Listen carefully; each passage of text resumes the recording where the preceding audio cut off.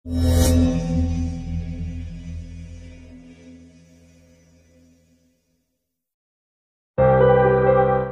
ایک جوان کی موت نہیں تھی، یہ ہمارے معاشرے کے انصاف کے منہ پر تمانچہ تھا۔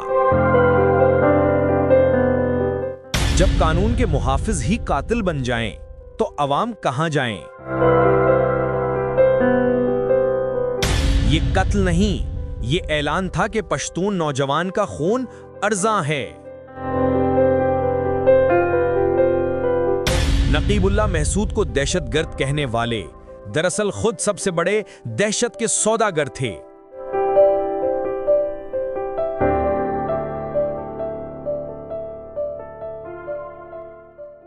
ایک کہانی ہے ایک ایسے نوجوان کی جو خواب دیکھتا تھا مگر خواب ادھورے رہ گئے۔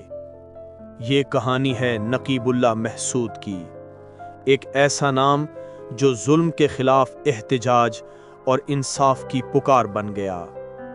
نقیب اللہ 1991 میں جنوبی وزیرستان کے گاؤں مکین میں پیدا ہوا اور وہ کم عمری میں ہی اپنے گھر والوں کا سہارا بن گیا۔ غربت اور مشکلات کے باوجود اس نے حوصلہ نہیں ہارا۔ دل میں خواب تھے، آنکھوں میں روشنی تھی اور ارادے مضبوط تھے۔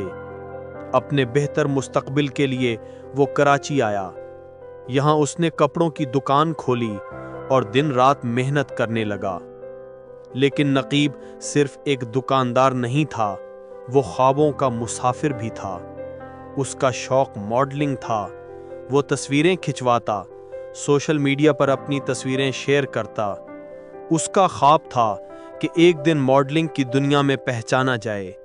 نقیب ایک عام نوجوان تھا، دوستوں کے ساتھ ہنستا، اپنے خاندان سے پیار کرتا اور زندگی میں آگے بڑھنے کے خواب دیکھتا تھا۔ مگر قسمت نے کچھ اور لکھ رکھا تھا۔ جنوری 2018 میں اچانک نقیب اللہ کو کراچی سے گرفتار کیا گیا۔ کئی دن تک اہل خانہ اور دوست اس کی تلاش میں در بدر پھرتے رہے۔ پھر اچانک خبر آئی کہ S S P Malir Rao Anwar نے ایک پولیس مقابلے میں 4 مبینہ دہشت گردوں کو ہلاک کیا ہے، جن میں ایک نام نقیب اللہ محسود بھی ہے۔ خبر بجلی بن کر گری، سب حیران رہ گئے کیونکہ نقیب اللہ کی زندگی کسی دہشت گرد کی نہیں تھی۔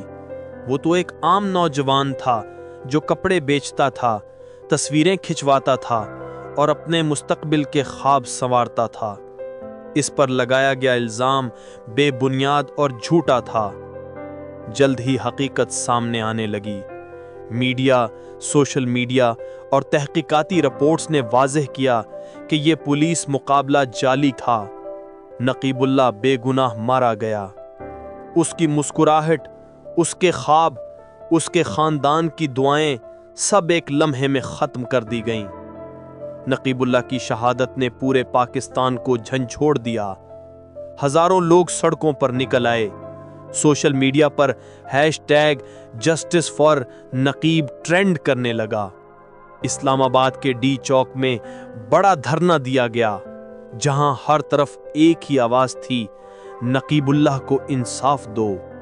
یہ احتجاج صرف نقیب تک محدود نہیں رہا، یہ ہر اس نوجوان کی آواز بن گیا جو لاپتہ ہے، جو ماورائے عدالت قتل کا شکار ہوا ہے۔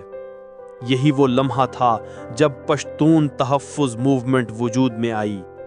نقیب اللہ محسود اس تحریک کی علامت بنا، اس کا نام انصاف کی جدوجہد کا نشان بن گیا۔ مگر افسوس کہ آج کئی سال گزر جانے کے باوجود نقیب اللہ کے خاندان کو انصاف نہیں ملا۔ عدالتوں میں کیس چلا، بیانات آئے، تحقیقات ہوئیں، مگر انصاف کا سورج پوری طرح نہیں نکلا۔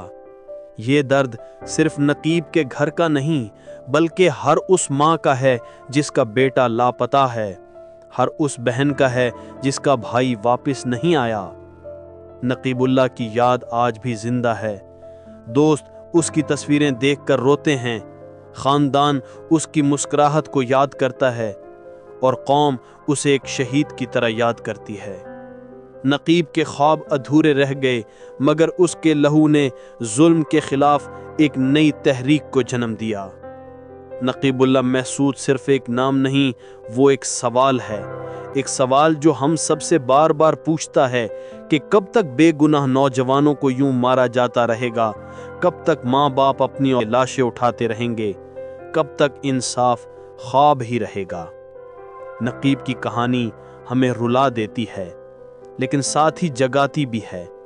یہ کہانی ہمیں یاد دلاتی ہے کہ خاموشی ظلم کو طاقت دیتی ہے اور آواز ہی انصاف کی طرف پہلا قدم ہے۔ نقیب اللہ اب اس دنیا میں نہیں، مگر وہ اپنے لہو، اپنی مسکراہٹ اور اپنی قربانی کے ذریعے ہمیشہ زندہ رہے گا۔ وہ آج بھی ہماری دعاؤں میں ہے، ہمارے نعروں میں ہے، ہماری یادوں میں ہے، اور وہ